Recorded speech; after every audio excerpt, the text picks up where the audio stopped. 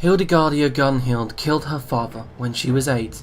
She found him inebriated and passed out by the harbour in the dead of winter, so she pushed his drunken ass into the frigid waters. He didn't even fight for life, just sunk like a stone. They found his blue body the next morning, gently bobbing in the fjord, not 100 yards from where she'd pushed him in. What Hildy failed to see in her immature childlike mind was the downward spiral of the depression it would send her mother into. Their society was tough, and Hildy's mother was a famous shield maiden, yet it was not a blade that got her in the end, but a broken heart. When her mother passed away, Hildy's guilt would sometimes keep her up into the middle of the night crying, but one morning she decided she was going to follow in her mother's footsteps and become a shield maiden.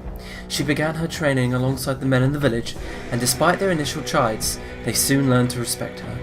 She grew in strength, and by the time she was 16, Hildy earned her place in the Shield Wall. Her first raid is one she will never forget.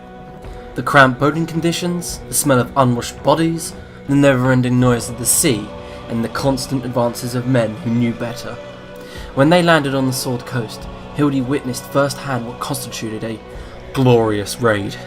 She did not partake in the killing. Hildy simply watched in horror. When she returned to the village, Hildy had lost all taste for glory. She left that village and found the solace in the maidenhood of clerics under the deity Tyr. In those quiet evenings, under the moons and stars, Hildy would hear the voice of her gods, whispering in the cold breeze brought down from the tundras. After several years at the temple, Hildegardia Gunhild became Hildegardia Tyrhand, and she soon started to forget about her old life and the Viking way, yet the training drilled into her did not quite leave her so soon. In fact, it stuck with her, and she always felt the need to test her mettle. One silent winter morning, after returning from the local village with supplies, Hildy spied a wanted poster. It detailed the reward for slaying a wolf the locals called Winter's Bite. Without hesitation, Hildy set out to hunt the beast.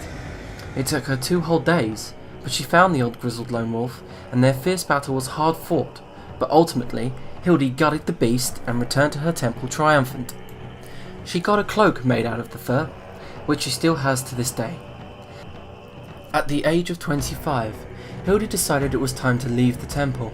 She'd learned many prayers and spells, and had continued to hone her fighting skills after the battle with the wolf. She knew there was much more to this world than the simple life she'd been living. The guilt she harboured as a child sometimes still kept her awake at night, and Hildy decided it was time to leave that behind and make her mother proud, wherever she was.